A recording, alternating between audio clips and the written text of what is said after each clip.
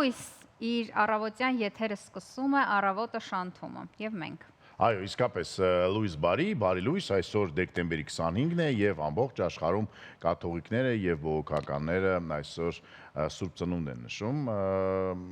Ժամանակին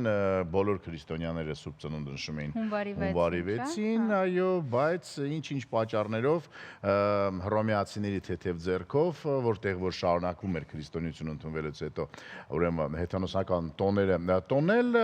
նրանք որոշեցին, որ պետք է միավորել հեթանոսական տոնը քրիստոնեական տոնի հետ, որ մարդիկ եւ հունվարի 6-ը բերեցին դեկտեմբերի 25-ին, դեկտեմբերի 25-ին արևի պաշտամունքի օրն էր, Միհրի ծնունդը եւ կարծես թե իմջալուց Հայաստանում է շատ պոպուլյար դեմք էր Միհրը, ժամանակին Միհր մհեր այդ նույն բաներն են եւ փաստորեն 336 թվականից ի վեր կաթողիկ եւ հետո միջին դարերից հետո նաև բողոքականները սկսեցին նշել դեկտեմբերի 25-ը որպես Սուրբ Ծնունդ։ Իսկ մենք մնացինք նշելով հունվարի 6-ին։ Այո, եւ շնորհավոր ենք բոլոր կաթոլիկ եւ բողոքական եկեղեցու հետևորդներին։ Իսկ մենք այո Սուրբ Ծնունդը նշում ենք հունվարի 6-ին եւ Հայաստանը միակն է առաքելական ուղղվածությամբ, չէ՞։ Եգիպտոսը պաշտոնական չէր։ Ղպտերն են այդպես նշում, Եթովպիացիները, ուրեմն եկեղեցին, մի քանի եկեղեցի կա, որ մեզ նման հունվարի 6-ին են նշում, ըստ երևույթի բոլոր այն եկեղեցիներն են, որոնք որ չեն գնացել ուրեմն հերթական տիեզերական հավաքույթին եկեղեցական եւ ուղղակի ասին ժողովուրդ մենք մեր հարցերը ինքներս կլուծենք։ Դե ինչ, կաթոլիկներ եւ բողոքականներ Հիսուս Քրիստոսի ծնունդը շնորհավոր։ Բացի Հիսուս Քրիստոսից այսօր եւս մի քանի շատ կարեւոր մարդիկ են ծնվել։ Ես նշեմ մի քանիսին, այսօր ծնվել է Անդրեասի հայրը, որը որ բնցքամարտիկ էր եւ եթե չլիներ նա Անդրեասին պարզապես չէր դառնա այնպիսի սպորտսմեն ինչպիսին դարձավ եւ վերջապես այսօր ծնվել է ըստ երևույթի ամենահայտնի հայ ազգի բասկետբոլիստ Արմենակ Ալաչաչյանը, որը որ ծնվել էր Եգիպտոսում, հետո նրանք հայրենադարձ են եկան Հայաստան, սկզբից սկիֆում էր խաղում, հետո գնաց Ղազախստան Բուրևեստնիկ, պատկերացրու, որ այդ մարդը դարձել է քառակի Եվրոպայի չեմպիոն, հետո օլիմպիական խաղերից հետո 64 թվականին, երբ որ սովետի հավաքականը պարտվեց, նրանք դարձան արծաթե մեդալակիրներ, նա գնաց բանակի կենտրոնական բանկում, ակումբ, սովետի ամենաուժեղ ուրեմն ակումբներ դա, դարձավ 6 անգամ սովետի չեմպիոն, 2 անգամ գավաթ եվրոպական չեմպիոնների գրավեց, հետո մարզիչ էր, վերջ Ալաչաչյանի նման բասկետբոլիստ մենք երբևիցե չենք ունեցել, ցավոք սրտի 2017 թվականին նա մահացել էր եւ վերջին իր տարիները ապրում էր Կանադայում եւ առհասարակ բասկետբոլով չէր զբաղվում, իսկ նրա փորձը մեզ շատ կարող էր օգնել իհարկե։ Ցավոք սրտի մենք շատ դեպքերում գնահատում ենք մարդկանց միայն այն ժամանակ, երբ որ նրանք մեզանց հեռանում են։ Ցավոք, այո, եւ այսօր նորից վերադառնալով դեկտեմբերի 25-ին եվրոպական շատ երկրներում տոնավաճառը եւ տոնական այդ տրամադրությունը հիմնականում այսօր արդեն ավարտվում է, այնպես որ այսօր մենք խոսելու ենք նաեւ եվրոպական տոնավաճառների մասին, քանի դրանք բաց են դեռ։ Պատմությունից, ծնունդներից այսքանը եւ ասեմ, որ առաջիկա մի 2 ժամվա ընթացքում մենք կտանք ձեզ հետաքրքիր բաղադրատոմս, քաղցր, մանոյի հետ կփորձենք կոտրել ֆիթնեսի հետ կապված տարբեր միֆերը եւ այսօր շատ հետաքրքիր հյուրեր ենք ունենալու բլոգներից մեկը հյուրերի ինձ հատկապես հետաքրքիր է, որովհետեւ Գաֆեսչյան արվեստի կենտրոնը մի հրաշալի նախագիծ առաքելություն ունի։ Եվ այսօր մարտի 8-ը չի, սովորաբար այո, մարտի 8-ին ենք մենք հիշում կամ ապրիլի 7-ին բայց այդ օրը չէ եւ ես շատ ուրախ եմ, վստահ եմ ձեր համար էլ բացահայտում կլինի այն ամեն ինչի մասին խոսելու ենք Եվ իսկապես Գաֆեսչյանի այդ նախագիծը շատ ողջունելի է եւ անունն էլ բավականին խորն է, հենց լուսանցքում մնացած կին արվեստագետներին բացահայտել, խոսել նրանց մասին, որովհետեւ այո եղել են ժամանակներ, երբ կին արվեստագետները ուղղակի ստվերվել են կամ նրանց արած գործերը վերագրվել են տղամարդկանց։ զառես իրաց թեման է սա, խոսենք հյուրերի հետ, դրա մասին նաև խոսենք մեր հնեաբանների հետ և պարզենք, թե ինչպիսին էր հնեաբանության համար 2025 թվականը, լավ երաժշտություն, լավ լուրեր, պոզիտիվ տրամադրություն, այս ամենը կապահովի ձեզ առավոտը շանթում, մնացեք մեզ հետ այս պահին երաժշտություն, գնացինք։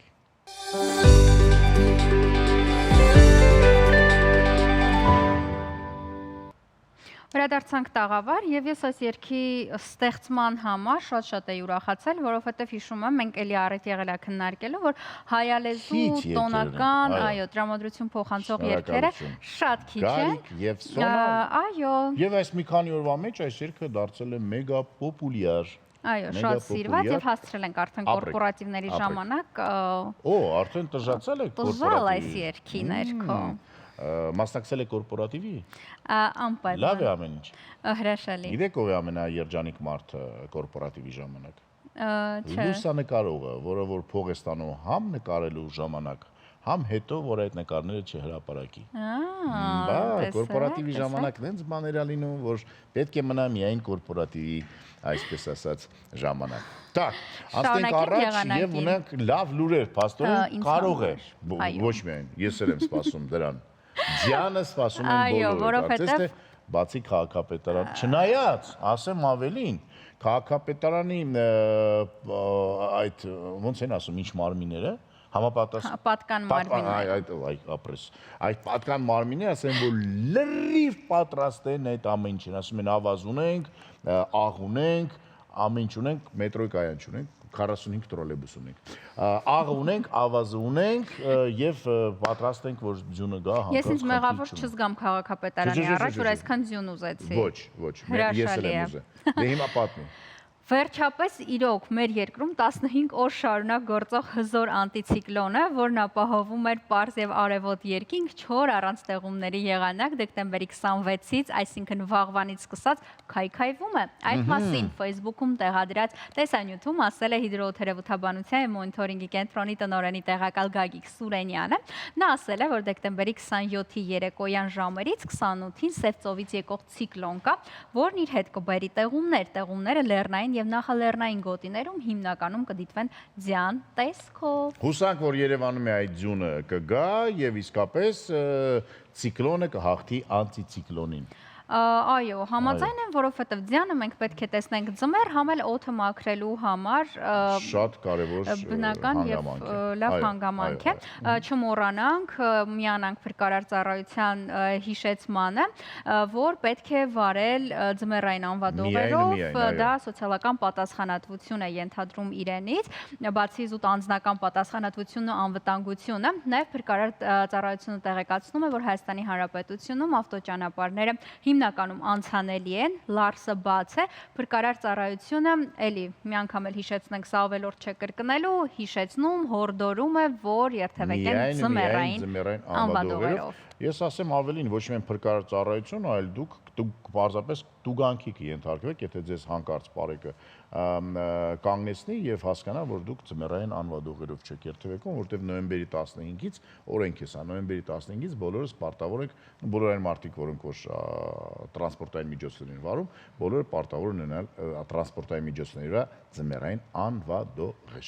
Բաց են նաև Սանտա Կլաուսի ճանապարհները, սա շատ կարևոր է, այսինքն եթե նվեր եք սպասում Սանտա Կլաուսից, նա կհասցնի բերել։ Հյուսիսային Ամերիկայի ավիատիեզերական պաշտպանության հրամանատարությունը ասել է, որ Սանտա Կլաուսը Սուրբ Ծննդյան նախօրեին շուրջերկրյա ճանապարհորդության է մեկնել։ Նվերներ բաժանելու համար ավանդույթի համաձայն ամերիկյան և կանադացի զինվորականները հատուկ կայքում գործարկել են հեռարձակում, որպեսզի բոլոր ցանկացողները կարողանան իրական ժամանակում և ժամանակային ռեժիմում հետևել Սանտա Կլաուսի տեղաշարժին։ Այդ տվյալների համաձայն նա հյուսիսային բևեռից դուրս է եկել Մոսկվայի ժամանակով ժամը 14:00-ին և արդեն այցելել է Ռուսաստանի հեռավոր արևելք, իսկ այժմ ուղղություն է վերցրել դեպի Խաղաղ օվկիանոսի հարավային հատված։ Այս պահի դրությամբ նա արդեն հասցրել է ավելի քան 125 միլիոն նվեր բաժանել, իսկ ինձ մարդիկ ասում են, որ Սանտա Կլաուս չկա, ձմեռ պապիկ չկա, ինձ համոզում են հակառակը։ Իրականում ես երեկ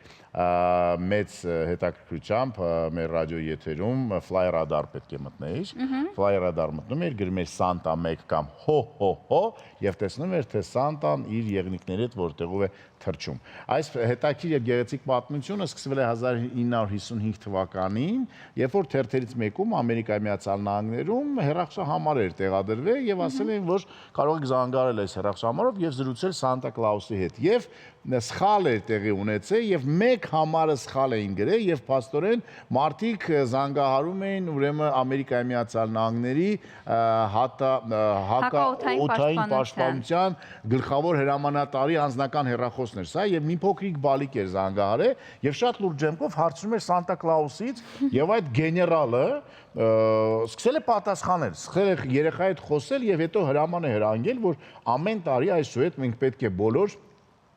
երեխաները զրուցենք եւ այդ հեռախոսահամարը հատուկ տրամադրել են հենց այդ ուրեմն միջոցառման համար։ Տարիներ անց եւ տասնյակ տարիներ դա այդպես է եղել, իսկապես, իսկ հետո տարիներ անց արդեն որ Santa Claus, ինտերնետ եւ այլն այս ամենը արդեն նրանք ասացին, որ ոչ միայն հեռախոսակապով, այլ կարող եք դուք ուղիղ մեր կայքում դիտեք թե Santa Claus-ը որտեղ է եւ սկզբից Ամերիկայի եւ Կանադայի երեխաներն են ամբողջ ուրեմն հետաքրքրության դրան հետեւում հիմա ամբողջ աշխարհը եւ եւս մեկ անգամ ես դիմում եմ մեր կառավարությանը, երեք դիմել եմ ռադիո եթերում, այսօր հեռուստա, միգուցե մենք էլ այդպիսի ինչ-որ մի բան օրինենք, որ մեր Կաղան Պապին ունենա վայր ապրելու, մենք էլ տեսնենք թե Կաղան Պապին երբ է իր տնակից դուրս գալի, ուր է գնում, մեղրի հասավ, աբարանի վերով թռավ, Մովսես գյուղի երեխաները երբ կստանան իրենց նվերները եւ այլն, եւ վերջով երբ կանցնի Կիևյան 16 հասցեում եւ Զարան եւ ես կստանանք մեր նվերները։ Եվ մեր կոլեգաները, որոնք որ կադրում չեն ելել։ Բայց պետք է նվեր ստանան բոլոր նրանք, ովքեր հավատում են։ Եվ ովքեր ինձ լավ են պահել։ Ահա, համաձայն եմ, այնտեղ կան մարդիկ, ովքեր չեն հավատում, հետեւաբար եթե չեք հավատում, ուրեմն չեք ստանա նվերը։ Հուսամ Սանտան նաև Հայաստան կհասնի շուրջերկրյա ճանապարհորդության ընթացքում մինչև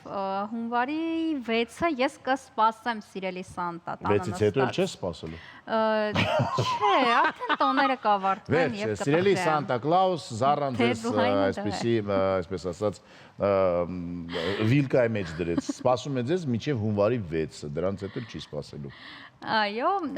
մեր հասցեն, եթե պետք է, ես նամակի մեջ գրել եմ, եթե նամակը հասել է իրեն, նա տան հասցեն գրել։ Կարող ես բարձրաձայնել, կարող ես ոչ։ Չէ, բայց հիմա կարող ենք արդեն այս քաղցր հետաքրքիր թեմայից անցնել մեկ այլ քաղցր եւ լավ թեմայի, որովհետեւ կյանքն ու պահը քաղցրացնելու ժամանակն է։ Լիկա Մեսրոպյանին տարեվերջյան բաղադրատոմսն ենք հիմա դիտելու, տեսնենք ինչա պատրաստել։ Եվ եւս մեկ շատ գեղեցիկ սովորույթ կա սկանդինավյան երկրներում ձմեռ պապիկի համար, Սանտա Կլաուսի համար միշտ քաղցրավենիք են թողում եւ նա այցելում այն տները, որտեղ այդ քաղցրավենիքը ամենահամեղն է։ Դոլչե Լիկան մեզ կօգնի այսպես Սանտա Կլաուսին գրավել եւ ձմեռ պապիկին կամ Կաղանդ պապիկին կամ բոլորին, թող բոլորն էլ գան։ Դոլչե Լիկա մեր կյանքում գնացինք։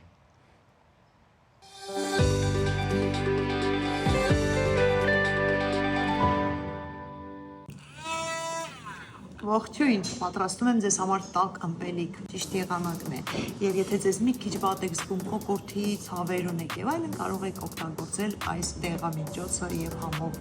դեսերտը։ Եթե դուք չունեք այս գործիքից, ապա կարող եք հարիճը միացնել մեկ թաթիկով, գնացի։ Այ այսպես։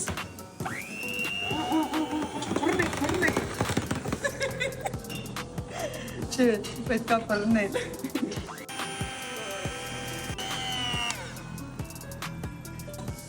Սուրճ, աղջուր,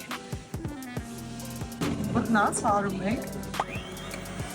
ստոպ, առանց գոգնոց եմ մազերս թափած եմ, որովհետև ես իմ տանն եմ, ինչ կուզեմ բանեմ։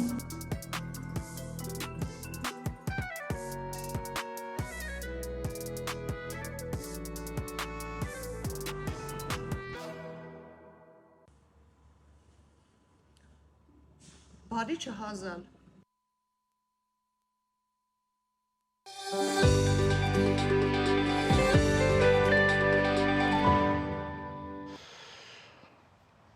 Ահա, Լիկայի օգնության փաստորեն կարող ենք քաղցրացնել մեր կյանքը, կրկնեք Լիկայի այսպես համեղ եւ քաղցր սխրանքները ձեր տանը, ձեր խոհանոցում եւ ուրախացրեք թե ձեզ, թե ձեր հյուրերին։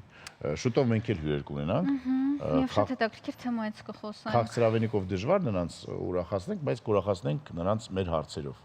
Համաձայն եմ։ Իսկ այս պահին առաջարկում եմ գնանք դիտենք գովազդ, վերադառնանք եւ շարունակենք։ Գովազդ Շանթի եթերում։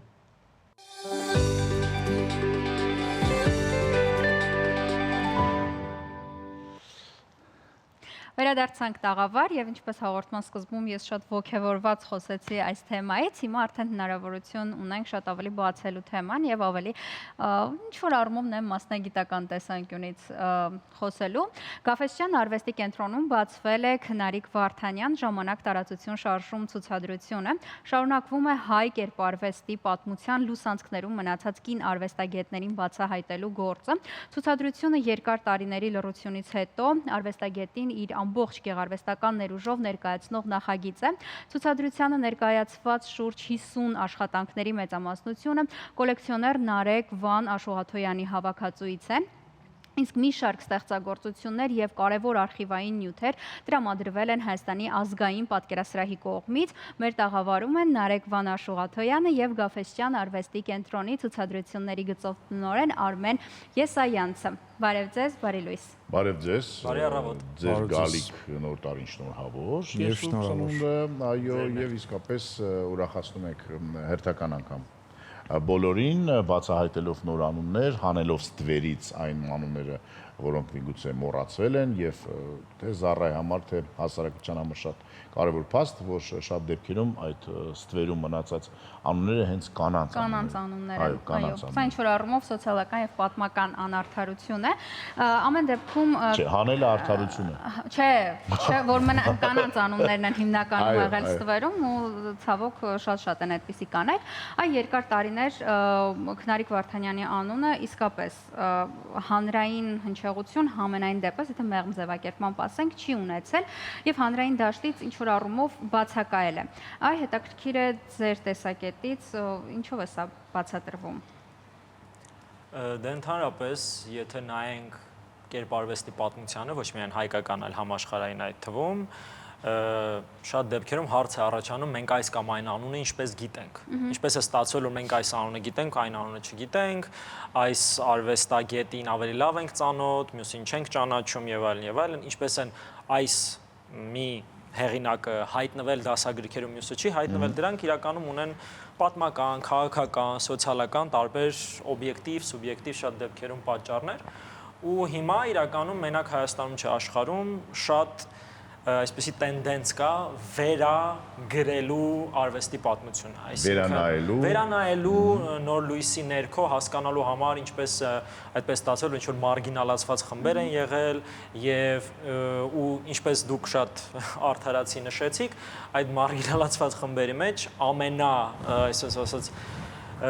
լուսանցքայինը հիմնականում հենց կին արվեստագետներն են եղել, ովքեր նախ երկար ժամանակ հնարավորություն չեն ունեցել ընդհանրապես ստեղծագործելու, իսկ երբ էլ ունեցել են, նույնիսկ այսօր էլ միևնույն է տոկոսային առումով անարդարություն կա։ Ու բնական է, որ եթե մենք նայում ենք հայ կերպարվեստի պատմությանը, ապա երբ անդրադառնում ենք արդի եւ ժամանակակից շրջանին, ապա մենք իրականում նույնիսկ եթե սերերով բաժանենք, նույնիսկ տղամարդ արվեստագետների շատերին չենք ճանաչում։ Եթե նայենք փողոցում պարզապես շրջենք, հարցնենք մարդկանց, ում են ճանաչում ժամանակակից հայ արվեստագետներից կամ արդի շրջանի 20-21-րդ դարի այսպես ժամանակագրում, կլսեք հիմնականում 2-3 նույն անունները, որոնք անընդհատ կրկնվելու են։ Ու այս առումով Գաֆեսյան արվեստի կենտրոնի առաքելություններից մեկն է նաև հայ կերպարվեստի լավագույնը աշխարհին ներկայացնելու։ Ու այս մեր ճանապարհի մեջ, որ արդեն շուրջ 16 տարի շարունակվում է, մենք անգամ եթե անդրադարձել ենք արդեն բավականին այսպես հաստատուն անունների, պատմական իմաստով, մենք նրանց նոր լույսի ներքո ենք ներկայացրել։ Եվ նաև շարունակում ենք բացահայտել բազմաթիվ նոր անուններ, եւ 2022 թվականից մեր մոտ այս շարք սկսեց հենց կին արվեստագետներին անդրադառնալու, այն ժամանակ մենք արեցինք Թերեզա Միրզոյանի ցուցադրությունը քանդակագործ, Եվ քանի որ այդ ժամանակ նաև ինչպես մեր շատ ցուցադրությունների դեպքում կար կրթական ծրագիր, որ կոչվում էր Կանայք հայ արվեստում, այդ կրթական ծրագիրը ինձ նաև օգնեց, անգամ ես որպես արվեստաբան, հա, շատ անուններ, անգամ եթե գիտեմ, խորությամբ չեմ ճանաչում։ Ու երբ Քնարիկ Վարդայանի ժառանգությանը ծանոթացա, ես հասկացա, որ սա երևի թե այն առաջին կարգի արվեստագետներից է, ում հաստատ արժի ներկայացնել, նորովի բացահայտել ու այսպես ոնց որ ռետրոսպեկտիվ մեծ մի հատ պրոյեկտ անել։ Եվ այս հետահայաց ցուցադրությունը, որ ստեղծեցինք, շատ լավ ստացվեց այն իմաստով, որ սա եղավ մեր հերթական համագործակցությունը մասնավոր կոլեկցիոների հետ, ինչը մեր համար որպես ինստիտուցիա եւս շատ կարեւոր է, քանի որ մենք հիմնադրվել ենք հենց կոլեկցիոների կողմից, Ջերարդ Գաֆեսչյանը, ով իր անձնական կոլեկցիան ներկայացրեց հանրությանը եւ այսպես նվիրեց Երևանին, Հայաստանին, նույն ձևին Նարեկը, ում հետ մենք արդեն շուրջ 10 տարի այնց ընկերություն ենք անում, բարեկամություն ենք անում, թե ինստիտուցիոնալ, թե անձնական առումով,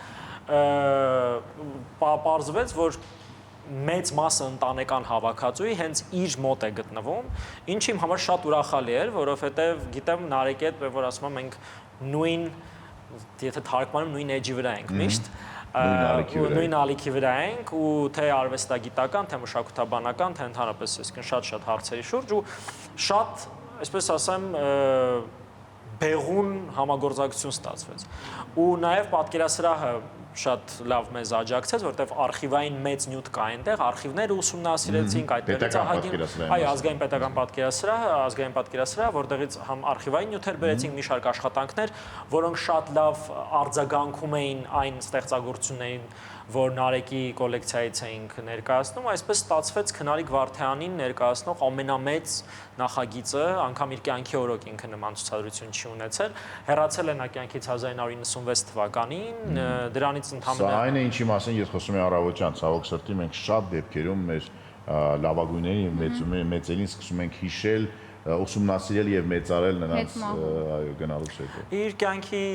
հեռանալուց հետո 98 թվականին եղել է մեկ հետմահու ցուցադրություն ազգային պատկերասրահում, բայց հետագայում որոշակի ուսումնասիրություններ են եղել, Ադան Գաբրիելյան մի գիրք է հրատարակել 2000-ականներին, բայց նման այսպես հետազոտական մեծ ցուցադրություն երբեք չի եղել,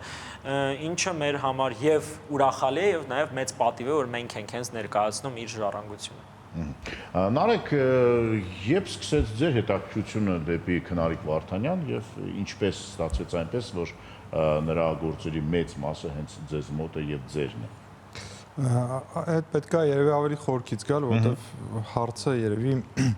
մի փոքր վերաձևակերպեմ, երբ սկսեց իմ հետաքրքրությունը արվեստին նկատմամբ եւ դա կարող է դառնալ երկրորդ այդ ճանապարհին ինչպես հանդիպեցի Քնարիկ Վարդանյանի արվեստին Իրականում այդ հավաքորդական կյանքի մեջ բավական երկար տարիներ ակտիվ եմ եւ ինքը կյանքը լցնող մի կարևոր էլեմենտներից մեկն է եւ հավաքորդական այս շարժման մեջ մի քանի կարևոր սկզբունքներ եմ ինձ համար առանձնացրել, որ դա շատ էգոիստական process չլինի, որ միայն քեզ համար ես հավաքում եւ միայն դու ես դրանց հետ շփվում, այլ ինչը որ այսպես թե այնպես հայտնում է քո խնամքի ներքո, դրանք շատ արագ դառնան հանրային սեփականություն, ինչ որ առումով, գոնե ցուցադրությունների, հրատարակությունների միջոցով, որովհետեւ այո,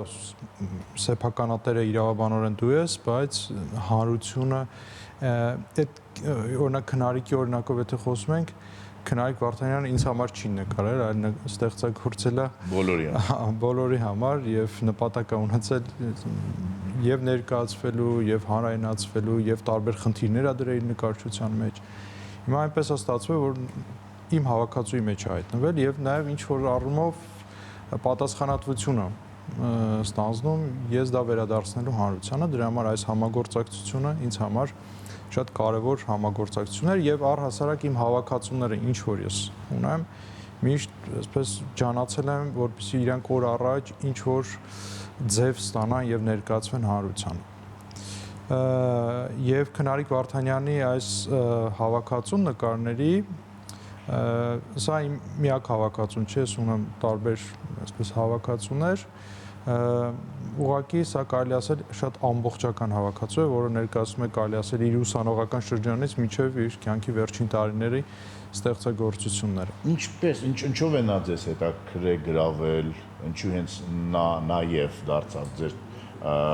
հավաքածուի մի մաս։ Նախ եւ առաջ մի քիչ համեստությամբ ասեմ, մի քիչ արվեստ ճանաչող մարդ միանգամից երբ նայում ես այդ ստեղծագործությունը, տեսնում ես, թե ինչ բարձր արվեստ կա այնտեղ, ինչ մտածողություն կա, ինչ Միջալոց մենք կարող ենք ձեզ ինչ-որ բաներ ցույց տանք, հա, այս պահին դու կարող եք խոսել, իսկ նկարները, պատկերները։ Եվ հետաքրքիր է արվեստագետին նայել իր ապրած ժամանակի մեջ։ Որովհետև երբ դու Քնարիկ Վարդանյանին դիտարկում ես խորհրդային շրջանում, այդ անցումային շրջանի մեջ, դու հասկանում ես, ավելի ես հասկանում եւ ավելի ես արժևորում նրա արվեստը, որովհետեւ զուգահեռներ ես անցկացնում այդ ժամանակ ստեղծագործող այլ արվեստագետների հետ եւ նոր աչքով ես նայում նրան։ Շատ կարեւոր է արվեստագետին նայել իր ժամանակի մեջ, իր ժամանակի եւ աշխարհագրության։ Ինչ վերաբերում է հավաքածուին, բարեբախտաբար ես մի շատ կարևոր հանդիպում ունեցա իմ կյանքում եւ նրա զարմուհին ամբողջությամբ ինձ վստահեց այս հավաքածուն Անահիտ Վարդանյանը, որ եւս նկարչու է եւ ապրում ստեղծագործում է ԱՄՆ-ում եւ ես էլ խոստացա, որ անպայման ոնց որ իմ մյուս հավաքածուները այս հավաքածուն եւս, հա, հանրությանը կներկայացնի։ Նոր, հա, կյանք կստանա եւ հանրությանը կվերադառնա։ Եթե մենք ասում ենք ժամանակի մեջ, իսկապես պետք է արվեստագետին նայել եւ գնահատել իր ժամանակի մեջ, որովհետեւ եթե ինչ-որ բաներ այս ժամանակաշրջանում մենք նայում ենք, կարող ենք արժեզրկել, որովհետեւ օրինակ դրա իրավունքը հիմա ունենք։ Քնարիկ Վարդանյանը երևի թե միակ կինն էր, ով այդ թվականներին Թամանյանի արվեստանոցում ինքը աշխատում էր։ Սա ինչ-որ sense հիմա կարող ենք ուղղակի այսպես ասել, բայց սա ֆանտաստիկ երևույթ էր ու մի քիչ դժվար հանդիպող երևույթ էր, իր կյանքի մասին ինչ որ կրթական առանձին ծրագիր, իր կյանքը լուսաբանող ինչ որ բան լրացուցիչ կա։ Ինչպես արդեն նշեցի, մեր բոլոր ցուցադրությունները թե մշտական, թե ժամանակավոր գրեթե միշտ ունենում են կրթական ծրագրերը եւ հենց Քնարիկ Վարդանյանի ցուցադրությունն էլ բացառություն չի, երկու կրթական ծրագրեր են լինելու տարբեր տարիքային խմբերի համար, թե դպրոցականների, թե ավելի ավագ սերնդի համար, որպեսզի տարբեր առումներով բացահայտեն արվեստագետին, բայց երբ նայում ենք հենց Քնարիկ Վարդանյանի օրինակին, այո, այդ ճարտարապետական, որովհետև ի սկզբանե նա ճարտարապետ շինարար է եղել իր կրթությամբ, աշխատել է Թամանյանի արվեստանոցում, հետո Մոսկվայում աշխատել է Կարո Հալաբյանի արվեստանոցում ու ընդհանրապես գեղանկարչական դաշտ ինքը բավականին ուշ տարիքում է մտել։ Ասեմ ավելին, օրինակի համար Նարեկը նշեց իր ողջ շրջանը կարելի է նայել այս ցուցադրության միջոցով։ Օրինակի համար հենց այս Գավթյան արվեստի կենտրոնում հիմա անցնող ցուցադրության մեջ ներկայացված ամենավաղ աշխատանքը ինքը ստեղծել է 42 տարեկան հասակում։ Այսինքն ինքը երբ մտել է գեղանկարչական դաշտ մոտ 30 է արդեն եղել, 30-ն անց է եղել, այդ առումով ինքը արդեն շատ կայացած մտածող անհատ է եղել, ոչ միայն որպես ստեղծագործող, այլև որպես հասուն մարդ, այսինքն իր սկզբունքներով, այդ թվում գեղանկարչական, գեղարվեստական իր մոտեցումներով եւ դա շատ լավ նկատելի է այս ամբողջ ցուցադրության մեջ եւ ինչ սկզբունքով է կառուցված ցուցադրությունը, որ դու կարողանում ես տեսնել ինչպես է մարդը այդ ճանապարհն անցել երկրից դեպի երկինք ֆիզիկական ու նաեւ հոգեվոր իմաստով, որովհետեւ ինքը սկսել է առօրեական շատ པարզ աշխատանքներից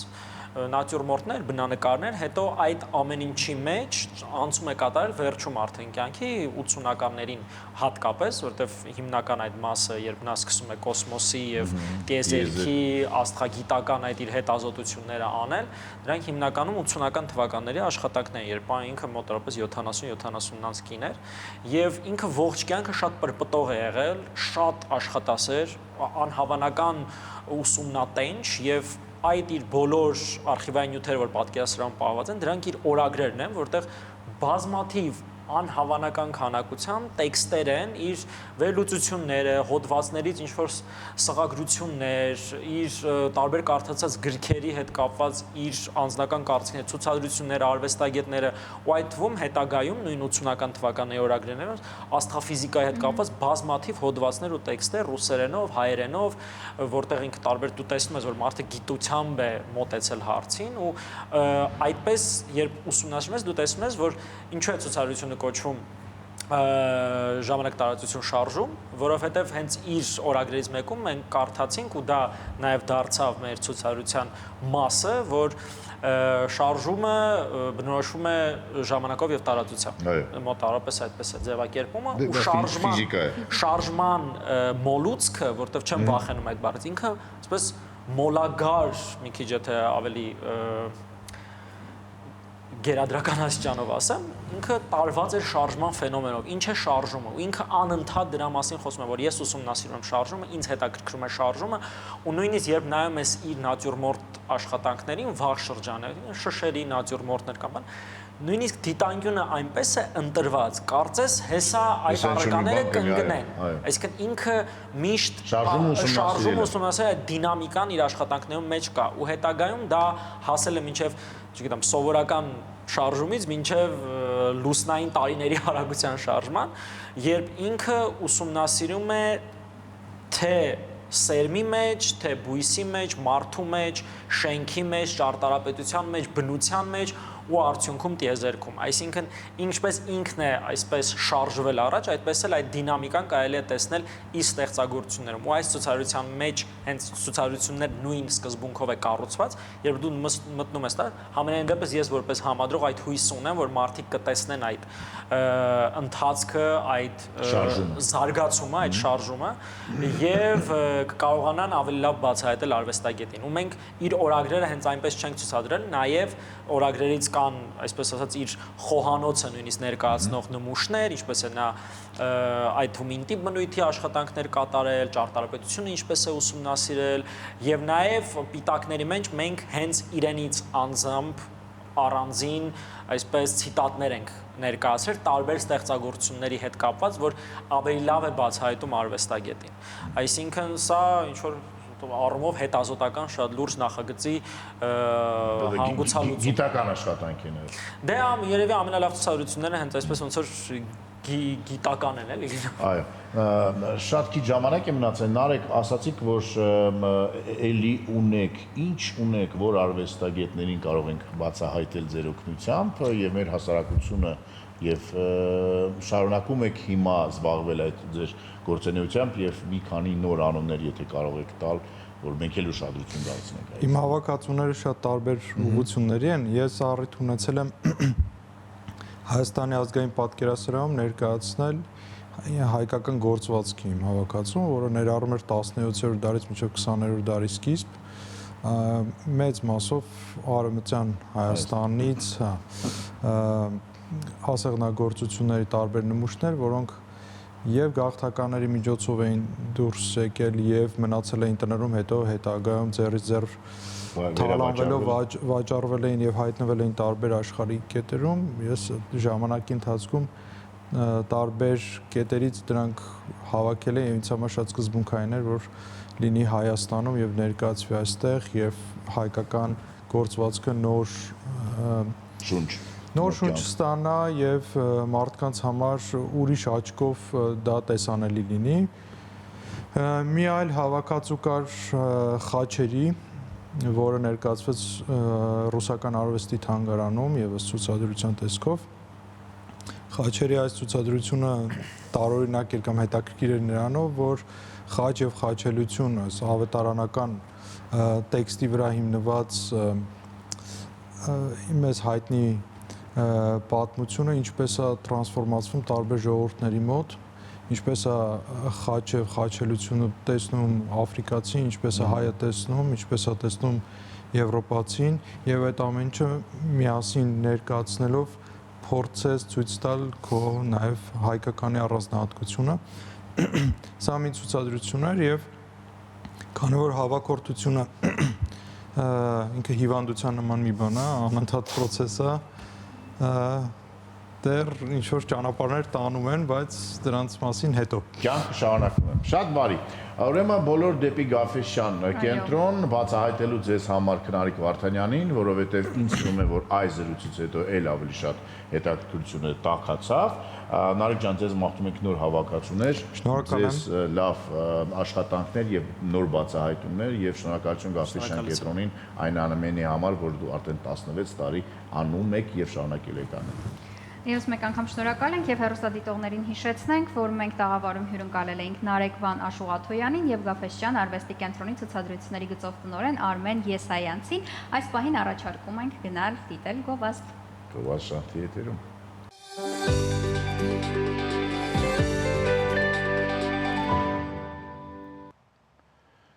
Վերադարձան գովազդից եւ շարունակում է առավոտը շանթում եւ եւս մեկ երաժշտական անակնկալ ենք պատրաստել ձեզ համար։ Համաձայն եմ եւ ես շատ ուրախ կլինեմ, եթե ինձ փոքրիկ նվեր անեն մեր անձնակազմը եւ նվիրի տոնական երգ։ Հա, ինչ կոնկրետ երգ, թե ուղղակի։ Ոչ, ուղղակի ամանորյա, տոնական, Ուղղակի ամանորյա։ Երկար եմ խոսում, որ հասցնեն։ Տոնական երգ, Զարան խնդրում եմ տիեզերքից տոնական ուրախ երգ։ Տեսնենք, լսեց տիեզերքը Զարային, թե ոչ։ Արձագանքեց արդյոք տիեզերքը Զարայի խնդրանքին, թե ոչ։ Ես էլ եմ ձգում էլի, որ արձագանքի։ Որ հասցնեն արձագանք։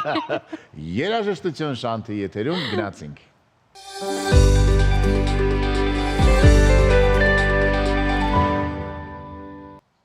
Վերադարձանք Elton John, Ed Sheeran, հրաշալի Տիեզերքը արձագանքեց Զարային եւ ինչ որ հետաքրքիր հիշողություններ միգուցե արտնացրեց, իսկ Գյումրիից մեզ գրում են մեր հեռուստադիտողները Հովանես Սարգսյան, որ այսօր նաեւ հայ մեծ գուսան Հավասի ծննդյան օրն է։ Շնորհավոր ենք, Շնորհավորում ենք բոլորիս։ Էդ Շիրանը ըստ էության Հավասի մասին ոչինչ չգիտի, բայց մենք դեր հետ գիտենք։ Իսաակ Նյուտոնն էլ այսօր ծնվել պարզվում։ Իսաակ Նյուտոնը աղասի հայրը, Հավասին եւ էլի լիքը լավ մարդիկ։ Так, հիմա ինչ ենք անում։ Հիմա ինչ ենք անում։ Հաղորդման սկզբում դեռ խոսեցինք տոնավաճառների մասին։ Չեք հասցնի գնալ այնտեղ, արդեն եթե Հայաստանում եք, դրա համար առաջարկում եմ մեզ հետ միասին գնանք պտտվենք ամանորյա տոնավաճառները աշխարհի եւ դիտել։ Դեջիջիլ էջն է մեր եթերում, բայց իրականում ունակ Երևանում ամանորյա տոները շարունակվում են։ Թբիլիսիում շարունակվում են։ Ամերիկայի Միացյալ Նահանգներում հաստատ համոզված եմ շարունակվում են, Պրահայում, Մյունխենում, Հռոմում միգուցե փակվում են, որտեղ նրանց համար արդեն տոները կարծես թե ավարտվում են եւ նրանք պարզապես գնում են, չգիտեմ, իրենց ամառանոցները վայելելու այս տոնական օրերը։ Միացյալ Նահանգներում էլ է շուտ ավարտվում, հա, բայց ոչ ամբողջությամբ ավարտվում է, մասամբ հայկական թաղամասերում չեն ավարտվում, այո, երբեք չի ավարտվում։ Ես եղել եմ տոներին Միացյալ Նահանգներում, ճիշտ է, այն ֆանտաստիկ էներգիան, որը դեկտեմբերի 1-ից Քենթաքի նահանգում եղել ես։ Չէ, այնտեղ չեմ եղել եմ Նևադա նահանգում, էլի մի քանի նահանգներում։ Ֆանտաստիկ էներգիա ու տրամադրություն էր սկսվում դեկտեմբերի 1-ից մինչև դեկտեմբերի 25-ը, հետո իմ համար մի քիչ զարմանալիորեն տոները ավարտվում էին, բայց այդ նոր տարի երևույթը եւ այլն եւս ված չէր նշվում, բայց ոչ այն շուկով մինչև 25-ը։ Զարայի աչքերով նոր գնացինք Ամերիկա, վերադարձանք հետ, հիմա մեր գործընկերների աչքերով գնանք դեպի եվրոպական ուրեմն Սուրբ Ծննդյան տոնավաճառները, որոնք որ ավարտվում են։ Մնացեք մեզ հետ։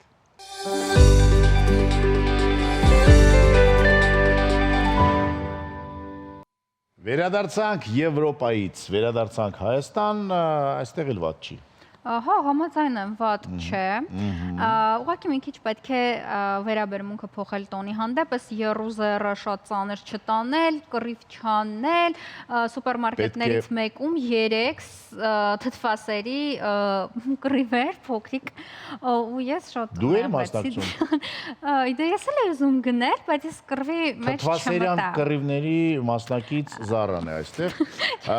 Ես ուզում եմ հորդորել մարդկանց, որ խոզ բուդդիզմից անցնեն ձեն բուդդիզմի, այդպիսի անցում կազմակերպենք եւ այդ դեպքում չեն լինի ուրեմն սմետանյանյան պատերազմներ։ Չկարողացար, պարտվեցիր, հաղթեցիր, ավելի շատ ոչ թե պարտվեցի, այլ փորձեցի թեթև ապրել եւ ասել սա իմ կյանքի վերջին թթվասերը չէ։ Քիթիկդ բարձրացրեցիր եւ հպարտ հեռացար, թողնելով նրանց դաշտը։ Ես բարձր եմ թթվասերի անկռիվներից։ Գովար Շանթի եթերում, եթե տանում եք ավելորդ թթվասեր բերեք, նվիրեք Զառային։ Թարմ թթվասերի մասին խոսքը։ Այո, նա չի հրաժարվի։ Գովար Շանթի եթերում։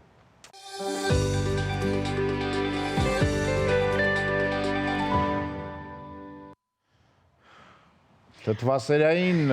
պատերազմների վետերան Զառան եւ նեյտրալիտետ հայտարարած Իգոր Գլումովը հայտնվեցին կադրում եւ մեր հյուրերը արդեն տաղավարում։ Այո, շատ ավելի հետաքրքիր եւ կարեւոր թեմայից ենք խոսելու։ Սյունիքի մարզ Բաղաբերդ ամրոցում, Սյունիքի մարզ Երիցվանք վանական համալիր, Արագածոտնի մարզ Ագարակ գյուղ, Սուրբ Աստվածածին եկեղեցի, Վայոց ձորի մարզ, Սմբատաբերդ ամրոց, Մեծամոր հնավայր, այս են բոլոր թեմաներն են, որոնց մենք ամբողջ տարի անդրադարձել ենք, պարբերաբար անդրադարձել ենք, հյուրընկալել ենք մասնագետներին։ Իրապես տարին հարուստ էր նոր պեղումներով եւ հնագիտական հուշարձանների ուսումնասիրություններով։ Մեր տաղավարում են Պահպանության ծառայության ցուցադրությունների պատասխանատու Նարե Նիկողոսյանը եւ Պահպանության ծառայության հնագետ Ավետիս Գրիգորյանը։ Հասկանանք, թե ինչով էր առանձնահատուկ 2025 թվականը մեր հուշարձանների համար եւ առհասարակ հնագիտական պեղումների տեսանկյունից։ Բարի լույս։ Բարի լույս, ձեր գալիք նոր տարի շնորհավոր եւ շնորհակալություն։ Ինչպիսին էր տարին 2025-ը համեմատաբար, չգիտեմ, 24-ի հետ, 23-ի հետ։ Տարին շատ հագեցած էր հնագետների եւ հնագիտության շուրջ պտտվող մարդկանց համար ամբողջ տարվա ընթացքում բազմաթիվ պեղումներ են կատարվել Հայաստանի տարբեր մարզերում եւ այդ պեղումների մի զգալի մասը հենց իրականացրել է Պահպանության ծառայություն ՊՈԱԿ-ը եւ ինչպես նշեցիք Պահպանության ծառայության տարբեր արշավախմբեր տարվա ընթացքում բազմաթիվ պեղումներ են կատարել Սյունիքի մարզում, Վայոց ձորի մարզում, Գեղարքունիքի մարզում, Արագածոտնի մարզում, Արմավիրի մարզում, Լոռու մարզում եւ հուշարձանները բոլորը մեկը մյուսից հետաքրքիր, մեկը մյուսից կարեւոր, շատ գրավիչ տուրիստական առումներով եւ բազմաթիվ հետաքրքիր արդյունքներ այդ ընթացքում։ Բայց ինչ որ նոր բացահայտումներ կան առանձնահատուկ, որոնց մասին իրապես արժի Չէ պլանավորված, բարձր որ պլանավորված հետազոտություններ կան, արշավներ կան, իսկ օրինակ մեկ էլ վաու, sense ինչ որ բան եղել է 2025 թվականին։ Գիտեք, պեղումները բոլորն էլ չնախատեսված են բացահայտումների առումով։ Իհարկե մենք նախապես գիտենք այդ հուշարձանի պատմությունը, նախնական պատմությունը, հուշարձանների մասին, որոնք սկսում ենք պեղել, բայց պեղումները անընդհատ նոր բացահայտումներ են ի հայտ բերում։ Նշեմ, որ Բաղաբերդ ամրոցում եւ Երիցվանք վանական համալիրում նախկինում երբևէ պեղումներ չեն կատարվել, երկուսն էլ գտնվում են Սյունիքի մարզում, Կապան Քաջարան հատվածում են գտնվում, երկու հուշարձաններն էլ իհարկե Բաղաբերդի պեղումները մենք 24 թվականին սկսեցինք, 25-ին շարունակեցինք, իսկ Երիցվանքում հենց 25 թվականի ընթացքում սկսել։ Երկուսն էլ շատ հետաքրքիր արդյունքներ տվեցին։ Մենք այս տարի, եթե Բաղաբերդի մասին խոսենք, մենք այս տարի պեղեցինք երկու կարևոր հատված ամրոցի, մեկը դա հյուսային աշտարակն էր, որը պարզվեց եռահարկ մի աշտարակ է եղել, եւ մյուսը մոնումենտալ մի կառույց պեղեցինք, որը նախնական մեր ենթադրությամբ եղել է այն բնակարանը, որտեղ ապրել են Սյունյաց վերջին երկու թագավորները՝ Գրիգոր II եւ Հասան Խաչենցին։ Իսկ Երիցվանքում նույնպես շատ հետաքրքիր արդյունքներ ունեցանք։ Մենք պեղումները սկսեցինք համալիրի հյուսային կողմում գտնվող փոքր եկեղեցուց։ Այդ եկեղեցին կիսով չափողով ծածկված ավերակ մի կառույց էր եւ մեր պեղումներով պարզ դարձավ, որ դա ոչ թե սովորական մի եկեղեցի է, այլ երկհարկ նախասրահով մատուռ դամբարան է եղել եւ այնտեղից շատ հետաքրքիր գտածոներ ունեցանք։ Գտածոները ունեցանք, ինչ ցուցադրություններ ենք ունեցել եւ հասցրել ենք օրինակ 2025 թվականին բացահայտված գտածոն ցուցադրության շրջանակներում ներկայացնել, թե ժամանակ է պետք դրա համար։ Շարունակելով Ավիկին, նախ ուզում եմ ասել, որ նաեւ տարվա ընթացքում այսպես հանկարծակի անսպասելի պեղումների անհրաժեշտություն առաջացավ, օրինակ Բերդ համայնքում, Ավիկ, եթե հիշում ես, շինարարական պարզապես աշխատանքների ընթացքում պատահաբար շինարարները այսպես հանդիպել էին Խեցեղենի եւ արդեն դիմել էին տեղի Բերդի թանգարանի։ Շուշադիր են շինարարները։ Այո, պետք է շնորհակալություն ասել նրանց, որովհետեւ պարզվել էր, որ այդտեղ դամբարան է եղել նախկինում եւ պեղվեցին համաներ, այո, միջին բրոնզեդարի, որ պակասում էր իրականում Բերդի թանգարանի այդ շրջանի ցուցադրությունը, այո, այդ շրջանի ցուցադրությունը համալրելու համար կարծես թե հենց պատվեր լիներ եւ այդ նույն կերպ նաեւ Լորե Բերդում էր շինարարական աշխատանքների ընթացքում, Էլի Բաղնիքի շինարարական աշխատանքների ընթացքում անհրաժեշտություն առաջացավ պեղումների, որովհետև իրականում բացվել էին այնպիսի առարկաներ, որոնք հետաքրքրություն էին ներկայացնում Լորե Բերդ ամրոցի մասին։ Ամրոցում երբ որ ամրոցում շինարարական աշխատանքների ընթացքում։ Եվ այսպես ուզում եմ ասել, իսկապես որ շատ հարուստ է մեր անցյալը եւ հողը շատ գաղտնիքներ է այսպես դեռ պարունակում ու ինչքան էլ որ թվում է թե ահա բացահայտեցինք ու երևի թե դրանից ավել էլ ինչ պիտի լինի, էլ ինչ ինֆորմացիա պետք է ստանանք, բայց արի ուտես որ լիքն են դրանք ու անդրադառնալով հուշարձանների պահպանության ծառայության կողմից ամբողջ տարվա ընթացքում կատարած աշխատանքի դրանք բազմաշերտ են, բազմավորորդ են, ինչպես որ մեր գործառույթները ցուցադրությունների առումով ունեցանք վերջին մեր ամենամեծ միջոցառումը Մեծամորի պեղումների 60-ամյակին նվիրված եւ թանգարանի հիմնադրման 55-ամյակին նվիրված, ինչպես նաև Մեծամորի հինավայրից պեղված հրաշալի եզակի ոսկյա իրերի զարդերի հավաքածուի ցուցադրությանը, որը հենց դեկտեմբերի 20-ին էր վերջում, Զվարթնոց պատմամշակութային արգելոց թանգարանում Հառիճի պատմամշակութային ժառանգությունը խորագրով ցուցադրություն ունեցանք, որն էլ բնականաբար որտեղ որ ցուցադրեցինք Հառիճից, Հառիճի պատմամշակութային ժառանգությունը, ինչը որ Հառիճի թանգարանի փակվելուց հետո պահվում էր մեր ֆոնդերում։ Խոշոր միջոցառումների իմաստով, այսպես առանձնակի ուզում եմ կարևորել Գառնի պատմամշակութային արգելոց թանգարանում մեր ժամանակակից տեխնոլոգիաների կիրառմամբ լույսի եւ խավարի պայքարը ցուցադրությունը, որի ժամանակ մենք ցուցադրեցինք Գառնից տաճարի տարածքից պեղված մարմարե ցլի գլուխը, որը ինքը այդ արձանախմբի մի մասն էր եւ պահվում էր էլի մեր ֆոնդերում, բայց մենք հարմար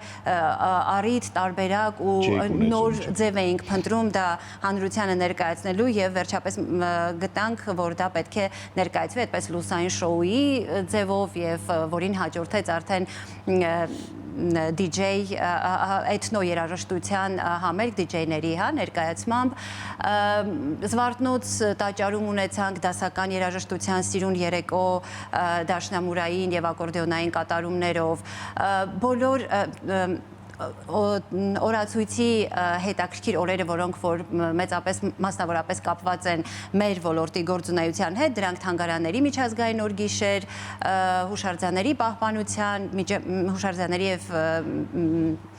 պատմական միջավայրի պահպանության օր, այդ բոլոր օրերը նշանավորվել են մեր կողմից, մեր բոլոր արգելոցներում, արգելոց թանգարաններում ամենատարբեր միջոցառումների, այսպես, այո, իրականացմամբ։ Եվ շատ կարևոր մի բան եմ ես ուզում նշեմ, որ վերջապես կարծես թե մեր հասարակությունը սկսեց հասկանալ եւ մերվել այն մտքի եւ գաղափարի հետ, որ կարելի է հեթանոսական տաճարի հարևանությամբ ինչ-որ ցուցադրումներ կազմակերպել, լուսային շոուներ կազմակերպել, համերգներ, չէ որ մենք բոլորս զարմանում ենք, ասում ենք, վաու, տեսեք, Հռոմում Կոլիզեում ինչ արեցին, եւ հռոմեացիները չեն ասում, սա սրբապղծություն է, ինչպես կարելի է, իսկ մենք սիրում ենք այդպիսի բաներ ասել, բայց կարծես թե կարծրատիպերը կամաց կոտրվում են։ Կամաց ճիշտ եք նկատել, այո, իսկապես որ հուսանք որ դինամիկան հուսանք որ կա, թեպետ մինչև հիմա էլ առնչվում ենք դրան ու ուզում եմ նաև ասել, որ այսօր էլ մեր այսպես ավարտական, տարեվերջյան միջոցառումն է հենց Գառնի տաճարում, էլի շատ լուսավոր լույսերի տաճարի է վերածվելու Գառնին պարզապես, գործելու է ամանորյա տոնավաճառ, մեկ շաբաթ շարունակ, այսօր կարծես դրա մեկնարկն է լինելու եւ հայտնի թառահար Միքայել Ոսկանյան եւ ընկերներ բենդն են հանդես գալու այսօր այնտեղ, լինելու է նաեւ DJ, իհարկե քննադատություններ էլի լինելու են բնականաբար, բայց անխուսափելի է, բայց մենք պարզապես պետք է հասկանանք, որ հանրահռչակման տարբեր ձևեր կան ու տարբեր մեթոդներ կան ու պարզապես չի կարելի հետ մնալ աշխարհից։ Ես ուզում եմ ուղղակի վստահեցնել, որ մենք հաշվի ենք առնում բոլոր սկզբունքները, բոլոր մեթոդները, համադրում ենք դրանց, փորձում ենք այնպես անել, որ չհակասեն սրանք, հա, մեր մենթալիտետին, մեր ունեցած պատմական ժառանգության, այսինքն այդ ամեն ինչը մանրակրկտորեն հաշվի ենք առնում։ Չմոռանանք, որ դարեր շարունակ, դարեր առաջ այդտեղ տոներ են մարդիկ անում։ Ես քննադատությունների այնպիսի բաներ նաև եղան, որ ասում են օրինակ դա որոշակիորեն հնավայր է, կարող ինչ-որ բաներ վնասվեն, ճիշտ է, պարզ է, որ մասնագետներն են կազմակերպում։ Բոլորը հաշվի են առնվում, չխաթարելով պատմական միջավայրը, հուշարձանները ծառայում են նաև ժամանակակից մարդկանց։ Ինտերակտիվություն պետք է ամեն դեպքում հանրահռչակման համար, որտեղ առանց դրա ուղղակի հետաքրքրությունը չի լինի երիտասարդների մոտ։ Այո, մենք խնդիր ունենք իսկապես մեր երիտասարդներին ներկայացնելու մեր ունեցածը, մեր պատմամշակութային ժառանգությունը, իսկ երբ նրանք գնում են արտասահման կամ չգնալով, հա, մենք գիտենք աշխարհը ինչքան բաց է այսօր, տեսնում են այդ ամենը ու մի տեսակ այստեղ մենք սահմանափակվենք միայն, ասենք, որոշակի, չգիտեմ, սահմանների մեջ, կարծում ենք այդպես էլ ճիշտ չի։ Եվ եկեք ճիշտ հասկանանք, որ եթե դա մեզ համար եւ աշխարհի համար ընդունելի է Ֆրանսիայում, Անգլիայում, չգիտեմ, Զիմբաբվեում, դա նաեւ պետք է մեզ համար եւ մեր ժողովրդի համար ընդունելի լինի նաեւ մեր երկրում, դա կարեւոր է։ Ես ուզում եմ եւս մեկ անգամ հիշեցնել, որ եվրոպական շատ եկեղեցիներում դիջեյական ռեյվեր են անում եւ մարդիկ հավատքի են վերադառնում, որտեղ եկել են ռեյվի եւ հետո գնում են դեպի Աստված, իսկ ճանապարհները դեպի Աստված ոչ մեկ չի կարող արգելել վերջերս։ Դա իմ անձնական սուբյեկտիվ կարծիքն է։ Մենք իհարկե չենք գնում այդպիսի ծայրահեղությունների, Ահա, բայց ուզում ասեմ, բայց աշխարհը այդպես իհարկե կարծիքը, պահանջը եւ այլն։ Այդպես ապրում է։ Այո, եւ նաեւ ես ուզում եմ ամփոփել նաեւ կրթական ծրագրերի իմաստով, որովհետեւ մենք նաեւ շեշտադրում ենք այդ բաղադրիչը մեր գործառույթի ու պետք է այսպես հաճույքով նշեմ, որ 2200-ից ավել մասնակից ենք ունեցել մեր տարբեր արգելոց թանգարաններում իրականացված կրթական ծրագրերի ու նաև հասցրել ենք ներկայացնել նոր կրթական ծրագրեր։ Ուզում եմ հատկապես նշել, որ այսպես սահմանամերձ շրջաններին ենք ուշադրություն դարձնում, Բերդ համայնքը նշեցինք, այնտեղ իրականացում են կրթական ծրագրեր, ամրոցի պաշտպանները մեր նոր կրթական ծրագիրը հասել է Բերդ եւ այնտեղ է այսպես նաեւ իրականացնում, առհասարակ Բերդի թանգարանը բավականին ակտիվ է եղել այս տարի եւ ոչ նյութական մշակութային ժառանգության օրվա շրջանակում էլ այնտեղ շատ սիրուն միջոցառում ունեցանք, մեր ծորի համնուհոտը, որտեղ Տավուշի բարբարով էր ներկայացում ունեցանք, նաեւ տեղի համնուհոտը, հա, այսպես ներկայացնող կերակրատեսակների ներկայացում եւ այլն ու նաև մեծ թվով շինարարական աշխատանքներ են իրականացվում, վերականգնում, ամրակայում, հա, Ամբերդ ամրոցը գիտեք արդեն նախորդ տարվանից ամրակայման աշխատանքների մեջ այս տարի էլ է շարունակվել եւ դեռ կշարունակվի, բայց հուսանք, որ եկող տարի արդեն Գառնանից հնարավոր կլինի այցելել, զուգահեռաբար իհարկե այդ շինարարական աշխատանքները կընթանան, Ոսկեպարի եկեղեցու գմբեթը վերանորոգվեց եւ խաչը դրվեց, Սյունիքի դարպասներ հուշարձանը թարմացվեց, բարեկարգվեց, նաեւ ուզում եմ Խնձորեսկի հնավայրի մասին խոսել, որ ինքը իսկապես շատ մեծ հետաքրքրություն է ներկայացնում տուրիստների համար եւ այս տարի մենք մեծ աշխատանքներ ենք տարել այնտեղ երթուղիների բարեկարգման, անհասանելի երթուղիները հասանելի դարձնելու, որը որ էլի ի նպաստ մեր այցելուների կլինի եւ այնտեղ էլի մեծ ծավալով աշխատանքներ են նախատեսվում, որից հետո արդեն Խնձորեսկը կդառնա վճարովի մեր արգելոցներից մուտքը այսպես մեծ թվով ուզում եմ ասել նաև այս կողմով են աշխատանքներ տարվել եւ թվում է թե ամբողջ տարին մենք այսպես ուղղակի աշխատել ենք, բայց երբ որ փորձում ենք ամփոփել հասկանում ենք, որ բավականին մեծ աշխատանք է տարվել, իհարկե դեռ շատ բան կա անելու, մենք դա գիտակցում ենք ու հասկանում ենք, բայց դրանք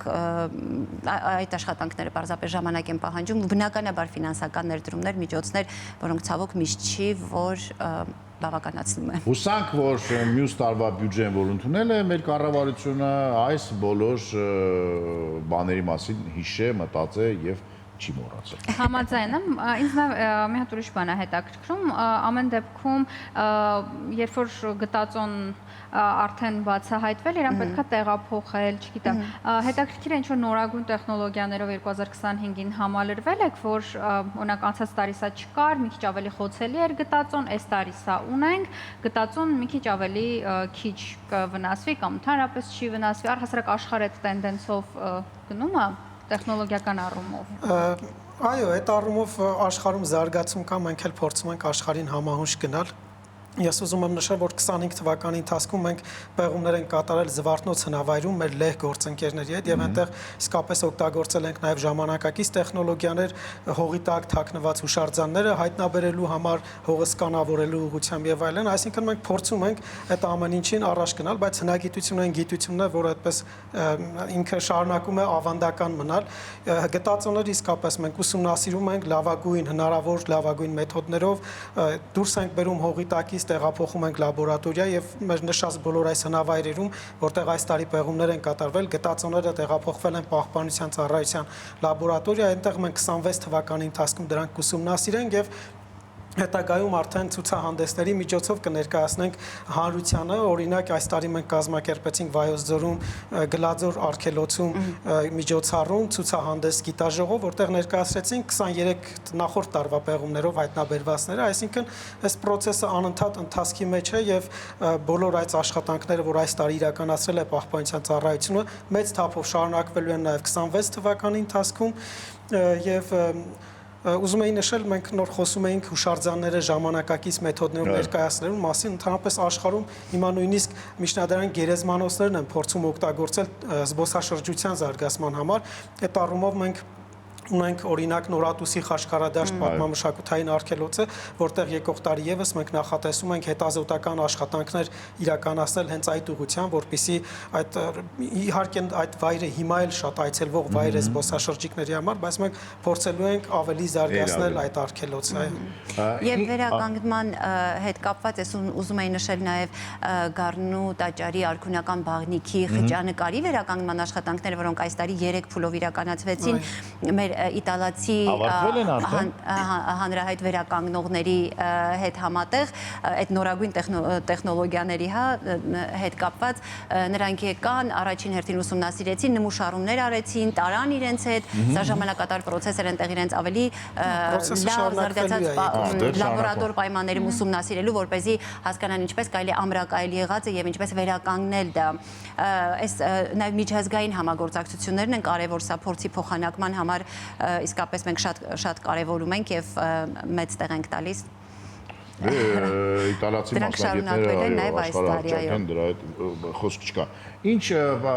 պլաններ ունեք 2026-ին արդեն ունեք կետեր նշած դες մոտ որտեղ եք շարունակելու կամ նոր միգուցե ինչ որ վայրեր ուսումնասիրությունների համար։ Եվ բացահայտումների համար։ Շատ լավ, մենք խոսում էինք պատահականորեն բացված հուշարձանների պեղումների մասին, ընդհանրապես նշեմ, որ հնագիտական հուշարձանները հիմնականում ուսումնասիրվում են 3 իրավիճակներում։ Մեկը դա գիտական նպատակներն է, երբ որ հատուկ գիտական կոնկրետ խնդիր կա, օրինակ Զվարթնոցը այս տարի մենք պեղեցինք, դա գիտական նպատակ էր։ Մյուս նպատակը լինում է, երբ որ կարևոր հուշարձանները պետությունը որոշում է վերականգնել, օրինակ Բաղաբերդ, Երիցվանք եւ այլն, այսինքն վերականգմանը նախորդող պեղումներ, եւ մյուսը, երբ որ պատահականորեն շինարարական աշխատանքների ժամանակ, ինչպես Բերդում եղավ այս տարի, բացվում են հուշարձաններ եւ կարիք է լինում անմիջապես արձագանքելու ու ուսումնասիրելու։ Եկող տարի բոլոր այս հնավայրերը, որոնք մենք թվարկեցինք, շարունակվելու են պեղումներ իրականացվել եւ նաեւ նոր հուշարձաններ հավանաբար կավելանան այս ցանկին եւ իհարկե պատահականորեն հնարավոր հուշարձանները, որ կարող են բացվել։ Պատահականների մեջ հուսանք կլինի նաեւ Աջափնյակի մետրոն։ Չէ՞ որ Աջափնյակի մետրոն փորելուց պետք է ինչ-որ բան այդտեղ։ Եվ բոլոր տրոլեյբուսները կգնվեն ու կարիք չի լինի այդտեղից բյուջե հատկացնել։ Շնորհակալություն, լավ տարի ենք ձեզ մաղթում։ Շնորհակալություն եւ մեկ անգամ հիշեցնենք, որ այսօր այո Գառնի միջոցառման մեկնարկն է, սիրով հրավիրում ենք բոլորին, ժամը 5-ից արդեն համերգային ծրագիրն է եւ մեկ շաբաթ շարունակ կգործի ամանորյա տոնավաճառը։ Տեսեք, Եվրոպաներում փակվում են, այստեղ բացում են։ Էնտրոպիայի օրենքները ուրեմն ոչ մեկ դեռ չի կարողացել հաղթահարել։ Միտեղ պակասում է, միտեղ ավելանում է։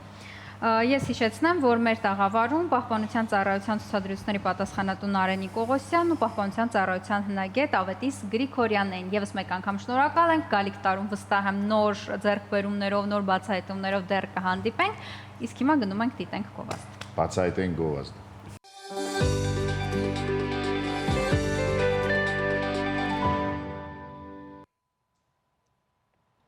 Վերադարձանք տաղավար, այսօր շատ բաներից ենք խոսել, գիտությունից ենք խոսել, արվեստից ենք խոսել, համեղ ուտելուց ենք խոսել, մի խոսքով ամեն ինչից խոսել ենք։ Բացի հիմա խոսենք բացի։ Խոսենք առողջության մասին, խոսենք մեր մարմնի մասին, մեր հոգու մասին եւ իհարկե ում հետ պետք է խոսենք մարմնի եւ հոգու։ Մանոյի հետ։ Մարմնի մասին Մանոյի հետ։ Մանոն այսօր Մանոն ուժեղ է ֆիզիկապես, չէ՞, բայց նա ոչ միայն կառուցում է մարմին կամ մարմիններ, նա նաև կոտրում է կարծրատիպեր։ Ֆիթնեսի հետ կապված եւ ոչ միայն, որովհետեւ օրեր առաջ էլ մենք խոսեցինք առողջ սնվելու մասին կարծրատիպից, այսօր խոսելու ենք ֆիթնեսի հետ կապված կարծրատիպերից եւ միֆերից, ոչ միայն խոսելու ենք, այլև Մանոն կոտրելու այդ կարծրատիպերը։ Վերջապես Մանոյին ասենք բարի լույս կանա։ Բարի լույս։ Լավ է, բարի լույս տես։ Մինչև ես ու Զարան քան խոսում ենք, արդեն ինչ-որ բաներ կոտրվեց։ Մանո, որոնք են այն կարծրատիպերը, որոնք որ գոյություն ունեն եւ միֆերը ֆիթնեսի եւ բոդի բիլդինգի մասին, չգիտեմ։ Ամենատարածված։ Եկեք սենց վերցնենք ամենաշատը, որ տարածված է մարդկանց մեջ, դա ինչն է, քրդնելը։ Որ ասում են քրդնում ենք, նիհարում ենք։ Ասում ախր մենք կրում ենք մարզանքի, չենք քրդնում։ Յոգիր, դենց բան չկա ժողովուրդ ջան, այսինքն քրդները դա չի նշանակում նիհարել։ Ինչ համար։ Մեր մարմինը քրդինքա բաց տողում, երբ որ մեր մարմնի ջերմաստիճանը բարձրանում է, այդ ժամանակ քրդինքը բաց է տողում, որպեսզի հովանա։ Դա չի նշանակում, որ դու քաշ ես կորցնում։ Դա չի նշանակում, քո ջարբերը թալվում է, ասես մաշկի մեջից դուրս է գալի, ու դենց դու քաշ ես կորցնում, չէ, չկա դենց բան, որովհետև ձեզ պետք է հիասթափացնեմ, մեր մարմինի ջարբերը դուրս են գալի արտաշնչելով, արտաշնչելով, ածխաթթուներ արտաշնչելով 85%-ը պատկերացեք 85%-ը այդ ձևի է դուրս գալի, 15%-ը մնացած, 15%-ը ասեմ դες գալիս է զուգարան գնալուց, մեկ էլ քրդինքը դենց մի քիչ է մտնում մեջը, չգիտեմ, մարդկա դիչքան հիասթափացեցին։ Այո, շնչեք արտաշնչեք։ Այո, այսինքն մի գնացեք ու այդ տելեֆոններ գաբեք, չգիտեմ, սաունա գոդիներ որ գաբեք, ասում փաստորեն ջրազրկվում ենք, հեղուկ ենք կորցնում։ Ընդամենը ջրազրկվում եք, մի բաժակ ջուրը որ խմեցիք, գալու է իր դեղը փագի, հագարակը դուք ձեզի շատ ավելի շատ կարակ վնաս տաք այդ դեպքում։ Սո խնդրում եմ հերո մնացեք նման կարծրատիպերից։ Նաև այսպիսի խնդիր կա, հատկապես կանանց դեպքում, երբ որ շատ ճակերտավոր մարզիչներ ասում են, որ մարզվելու ընթացքում, հատկապես կանանց դեպքում շատ ամուր կապեն կորսետներ մարզահագուստի տակից, կարծում սա հատկապես էլի եմ նշում կանանց դեպքում վերարտադրողական առողջության համար է վնաս, չէ, մի քիչ կարող ենք նաև այդ մասին խոսել, որտեղ կան մարդիկ, ովքեր այդպես ասում են, ինձ էլ են ասել։ Ոնց որ հենց հիմա Չես կապել։ Չէ, իհարկե։ Սենց ոնց որ հենց հիմա սենց սրդիցս խոսացիք, որտեղ սենց մարզասրահ որ մտնում են աղջիկները, ու այդ կորսետ այսպես գաբած ձիգ, սենց իմ շունչն է գանկնում, ասում ժողովուրդ ինչ եք անում, Չէ որ ճարպերը շնչելով են այրվում։ Իսկ դու չեք կարող շնչել։ Էսի չէ մույս բանն է ասած, գիտեք ինչա, ասում է բանը տալյան ենք նեղացնում։ Այդ էլ է միֆերից ամենաուժեղ մեկը, ցես գոդիները ոչ թե այդ սաունաբելտերը ուղղակի որ պատում են ինքը դոբրագիցա ցելեֆանիցա քրդինքա բացվում, չէ, ցես բռնում են ու գաբում են այն, ասենք 50-60 տարի առաջ գարակ ոնց են գաբում, այդ դրանից են գաբում, ասում եք նիհարացնում եք մեր տալյան ժողովուրդ չկա դենց բան։ Իհարկե չեմ գարում մոդիկանա, որտեղ իրանք ունեն իրանց մարզիչը, իմի չասեն մարզիչի գործին է խփում, ուղղակի ցենց եթերով ասեմ որ մարդիկ էլ հասկանան էդի, ժողովուրդ ջան, իմի քո մարզիչը քեզ գարաչարգի, քո հարևանը քեզ գարաչարգի, չգիտեմ ներքևի խանութի աշխատողը գարաչարգի, գործ չունես, իրանք կովրա ուղղակի գումար են աշխատում ու քո առողջության հետ են խաղում, այսինքն դու պատկերացրես, երբ որ էդի ձիգ կապում ես, քո ներքին օրգանները ինչ ալում, դեղա խախտվում են, դու ուղղակի դու վնաս ես տալի, ու պլյուս չեմ ասում, ասենք այն մարմինի դուրս տալու մասին, այսինքն, որովհետև ալերգիկ է ինքը դառնալու, նայեք 1, 2, 3 րոպե, 4, 5 րոպե որ գաբում եք, դա օքեյ է, օքեյ, բայց դրանով մարզվելը դա շատ սխալ է, օքեյ, ինքը ընդհանրապես օգուտ չունի, սենց ասեմ, օքեյ, ճզմեցիր ես մասդ, բայց եթե դու ուտում ես էլի կոչաբա բաժինը, ստամոքսիդ վրա ես դու ավելի շատ ջնշումը դալի, եւ որ ստամոքսը մեծացավ, էլի տալը մեծանալու է։ Դա էլի ժամանակավոր ինչ որ մի բան է։ Okay, իսկ մենք ժամանակավոր բաներից փորձում ենք հեռու մնալ։ Ես միշտ ասել եմ, արեք այն բանը, որ մինչև ձեր կյանքի վերջ կանեք։ Ոչ թե ինչ որ ժամանակավոր։ Okay, ձեր մինչև կյանքի վերջը կորսետը չեք կապելու մանգակ։ Okay, so խնդրում եմ հեռու մնացեք այս մի միֆից։ Վիկտորիանական ժամանակաշրջանը չի, էլի կորսետ կապենք։ Դուք պատկերացնում եք այդ ժամանակ ինչքան խնդիրներ են ունեցել։ Զեմեք դոկումենտարի այդ բաները որ գարտում ենք կամ վիդեոները որ նայում ենք, թե գանայք ինչեր են քաշել այդ խեղճ կորսետի, որ իրար պետքա սիրուն Երևան։ Խեղճ կանայք։ Այո, շնորհակալություն Մանո, երկու կարծրատիպ կոտրեցինք այսօր, քրտինքը ձեզ չի նեղարացնում եւ կորսետները չեն օգնում, որ ձեր տալյան լինի ել ավելի բարակ։ Լսեք Մանոին եւ հետեւեք ձեր առողջությանը, լսելով նաեւ ձեր օրգանիզմին։ Համաձայն եմ։ Հիմա ինչ ենք անում, դիտենք գովազդ։ Գովազդ։ Առանց գովազդ ինչպես կարող է։ Ինչ որ շատ դիտեցինք գովազդ։ Գովազդը երբեք շատ չի լինում։ Իսաակ Նյուտոն։ Մնացեք մեզ հետ։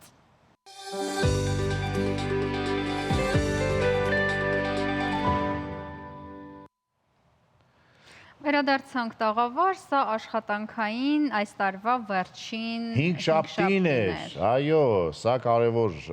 նպաստ է, որտեղ վաղը լինի վերջին ուրբաթը, շաբաթ այսօրը այս ժամին ես ոչ թե կլինեմ այստեղ, այլ պարկած